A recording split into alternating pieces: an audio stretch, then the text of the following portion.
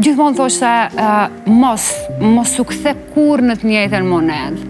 Ti mëso, edhe meri më të mirën të diskutimit që ka ndodhur, mos u barazo kur me duke i thoni fjalë keqe nëse në rastet ka thoni fjalë keqe, në rastet ka mërzit, mos e mërzit, sepse ti tregon veten tënde. Nga ana tjetër më thoshte, kur diskutoshëm, më thoshte, po ti duhet ta bësh këtë, po ke për të bërë atë, duhet bësh i domosdoshëm në jetë.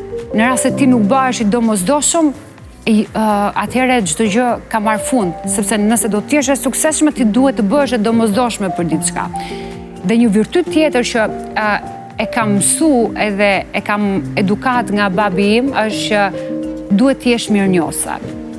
Edhe babi im ishte njëri shumë mirënjohës, sepse dhe ati dikush ja ka zgjatur dorën kur ka ardhur në Tiranë. Dhe për gjithë njerëzit që ne na i zgjatën dorën, na hapën dyert, qoftë edhe për të provu mu si prezantuese, për të më dhënë mundësi të më dëgjojnë zërin, për të më dëgjuar mënyrën se si unë prezantoja në asa kohë.